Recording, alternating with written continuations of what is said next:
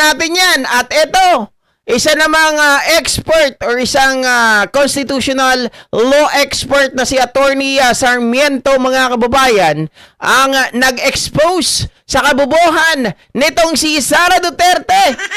Ay, ano ba yung tungkol dyan, mga kababayan? Bakit ba ini-expose ni Attorney Sarmiento ang kabubuhan ni Sara? Ay, pakinggan natin kung anong take dito ni Attorney Sarmiento. Pag-usapan natin ang isyong iyan kasama ang isa sa mga framers ng Alicia Lapid. Constitution, si Attorney Rene Sarmiento. Magandang gabi po, Attorney Sarmiento, at welcome sa Arangkada Balita.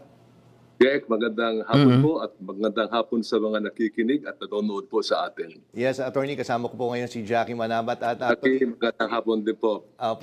Actually, Attorney, last year ko pa kayo gusto, nung kainitan pa lang nung unang impeachment case na nilapit sa Supreme Court, doon pa lang, gusto ko na kasi kayo sana ma-interview nga tungkol dito. Kaya lang napakahirap niyo po hagilapin po dahil alam ko napaka-busy niyo po.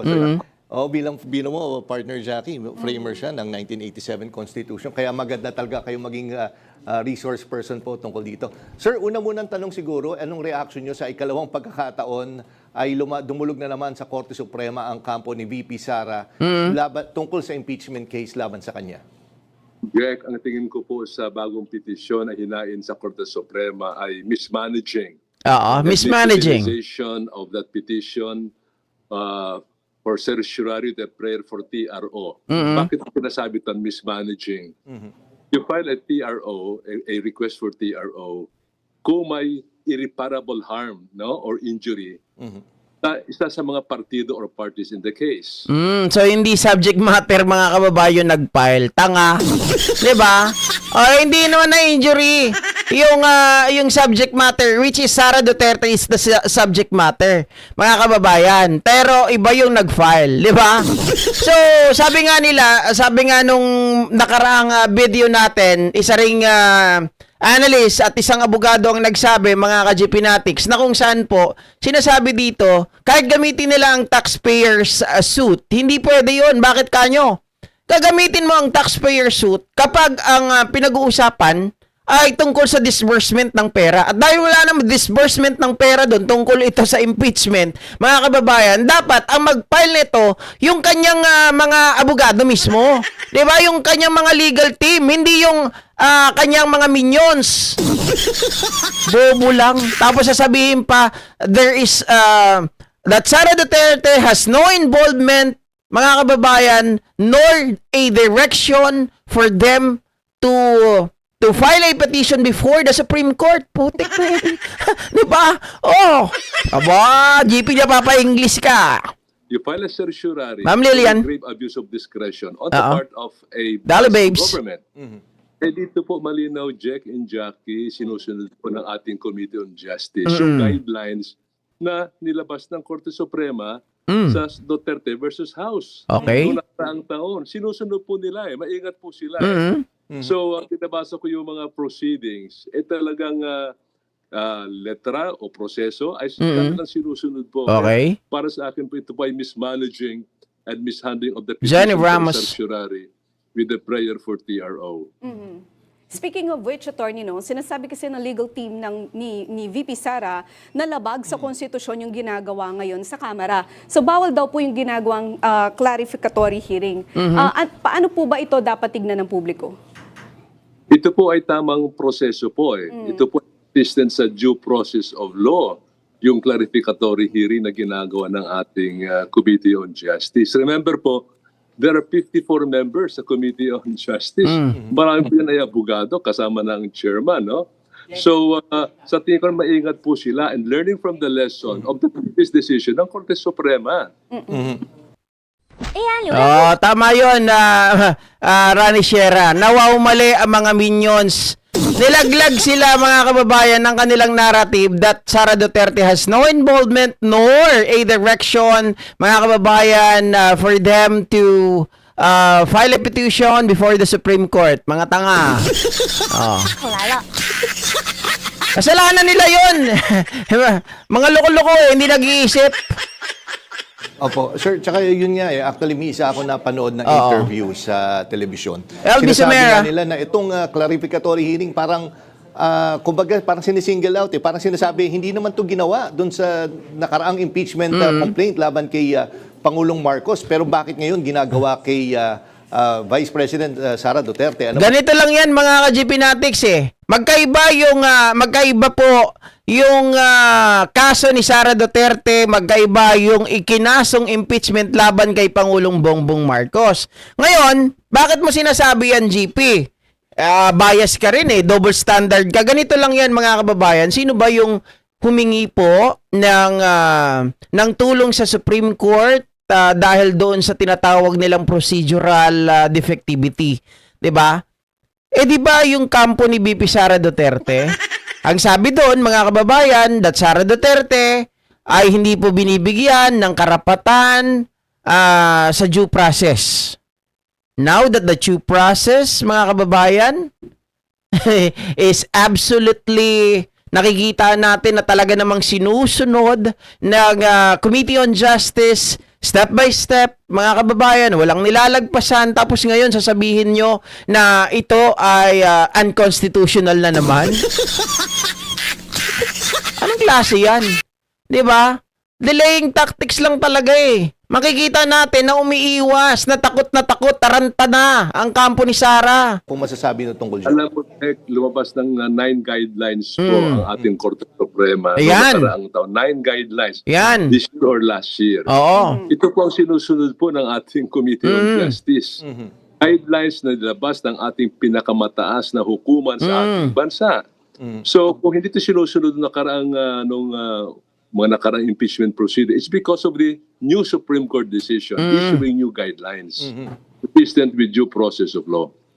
Tsaka yun nga po attorney, di ba, ang isa sa sagot, partner Jackie, ng legal team ni VP Sara ay walang due process daw. Pero exactly, ito nga yung due process na ginagawa ngayon dahil noong last year, maintindihan ko pa dumaretso sila sa botohan sa Kamara. Pero ngayon, talagang binusisi nila at isa-isa. Ang problema, ang sinasabi naman ay sinisingle out, masyado naman daw parang pinag-iinitan. Minag-term pa nga, attorney, na sabi ginagawa itong clarificatory hearing ay para lang daw siraan si Vice President Sara Duterte. Alam mo, Jack, ang dapat maganda dyan na dapat sundin nila ay humarap ang ating Vice Pangulo. Oy, tama nga naman. Huwag puro reklamo. Nung una, sabi, due process, binigyan ng due process, ayaw. Diba? Parang timang lang eh. Tama yung sinasabi ni Attorney Sarmiento. Humarap na lang kasi.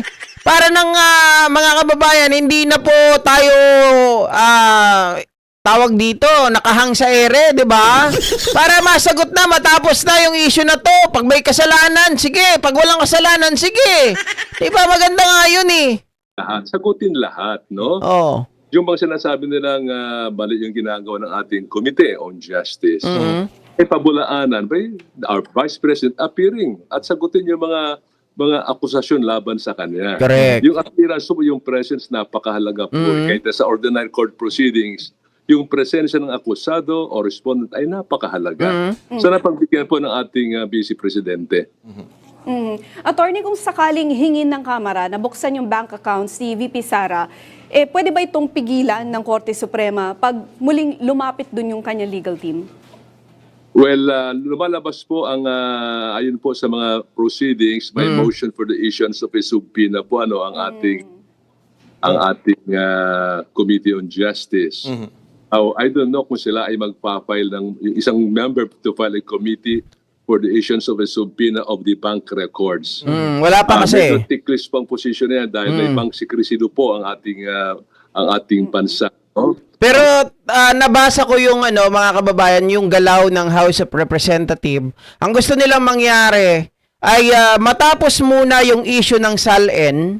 Pero kasi doon mga kababayan, doon sa issue ng SALN, na once na nagsalita si Ramil Madriaga, it has a nexus or a connection, mga kababayan, doon po sa mga bank records ni BP Sara Duterte. So, ang mangyayari, magsasalita si Ram, tapos pag napag-usapan na yung mga bank records, then that should be the time that they are going to file a subpoena, mga kababayan, subpoena duces tecum and ad testificandum, para nang sa ganon, ang AMLAC, mga kababayan, ay pumayag sila para ma-waive yung karapatan, payagan yung pagbubukas po ng bank records ni VP Sara Duterte. Although anong impeachment proceedings, Oo. noong kapanahonan ni President Joseph Estrada, nagtangka po na buksan yan at hindi po natuloy at nagkaroon po ng EDSA People Power 2, no?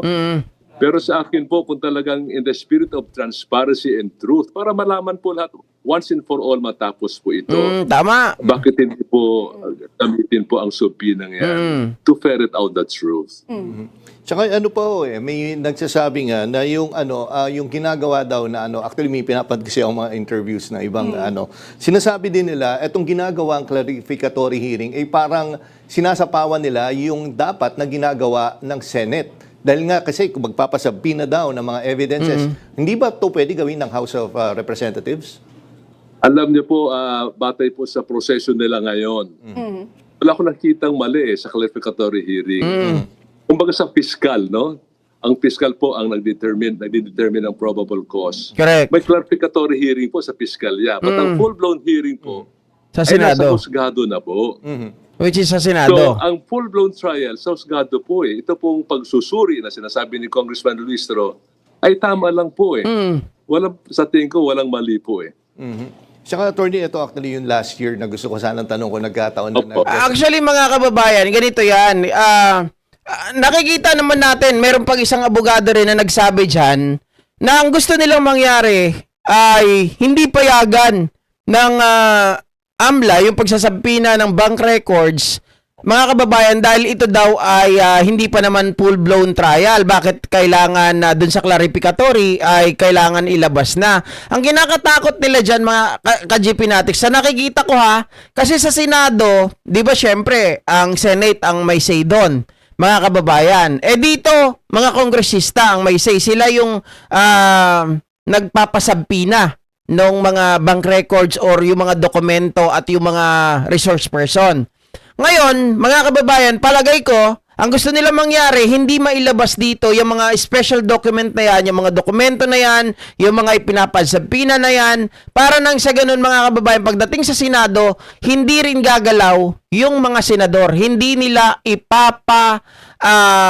sabpina yung mga yan dahil sasabihin lang nila na fishing expedition ang ginagawa ninyo, wala pala kayong mga ebidensya pa.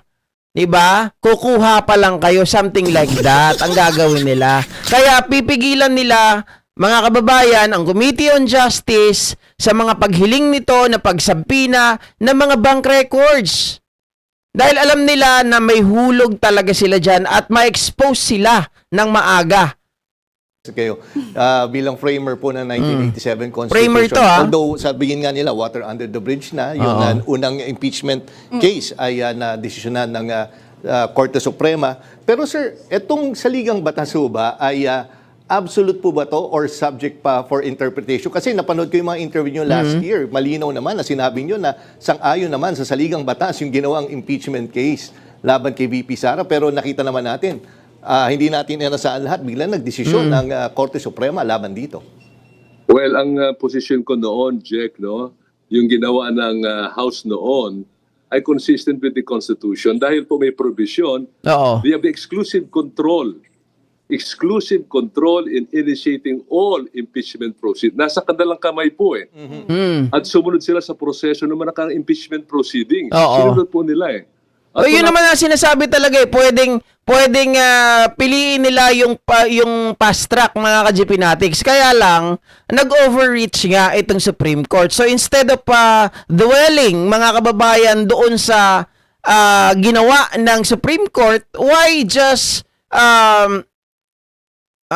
leave it that way? Tapos sundin na lang natin, mga kababayan, yung sinasabi ng Supreme Court para wala nang pagtatalo, di ba? Ganun lang naman yun Kasi kaysa makikipag-duel ka pa doon, makikipagtalo ka, tatagal lang. So, isang taon naman ang nakalipas. So, ang sinasabi ng Committee on Justice, sige, at sundin na lang natin. Total, tapos na yung isang taon, napakabilis lang yan Eto na tayo sa panibagong yugto, dito na tayo mag-focus. Mga kababayan, napakalaga niyang kasabihan natin. Don't dwell on the things that you cannot, 'di ba? That you cannot do. The focus on the things na doon ka malakas or pwede mong gawin. Kasi yung isa, pag hindi doable, wag mo nang gawin, wag mo nang ipagpilitan. Wala pong problema. May na-convict po, may napaalis po mga nanunungkulan sa ating pamahalaan. But anyway, that's water under the bridge check. The Supreme Court has spoken, they have issued... Ulitin ko lang, don't dwell or focus on the things, mga kababayan, na wala ka pong magagawa. Okay? Doon ka mag-focus sa mga bagay na magaling ka at alam mo na doable. Lines. At ito pang sinusunod ng ating Kongreso, House of Representatives. So tama lang po pagsunod lang po sa ating saligang batas at sabihin natin sa ating Korte Suprema. Attorney, para sa publiko na nakikinig at nanonood sa atin ngayon, no, ano yung dapat nilang abangan o bantayan sa mga susunod na buwan? Una-una po, ang bantayan po ng ating mga kababayan, ano po ang nangyayari po sa Committee on Justice? Nagampanan ba ang tungkulin nila to determine or ferret out the truth? Kasi ang akusasyon ng kabila, based on hearsays, based on suspicions and conclusions, yan po ang sinasabi. So tama bang akusasyon na ito? So sundan po nila ang proseso sa ating House of Representatives, makinig po sa arangkada at magbasa po ng dyaryo o pumunta po doon at para malinawan po ang ating mga kababayan. Okay. Nako, maraming salamat po, Attorney Sarmiento. Sabi ko, last year pa lang gusto ko na kayo ma-interview. Sir, maraming salamat po sa pagkakataon po. At Maraming ingat salamat po. po. So, ayan, mga ka-GP Natics, maliwanag na maliwanag ha. Yung sinasabi dito ng isang Premier 4 ng Constitution na si Attorney Sarmiento na walang nilalabag na batas, mga kababayan, ang Committee on Justice regarding the impeachment of Sara Duterte. Kahit na alam naman natin, wala nang ginawa ang kampo ni VP Sara Duterte kundi umangal.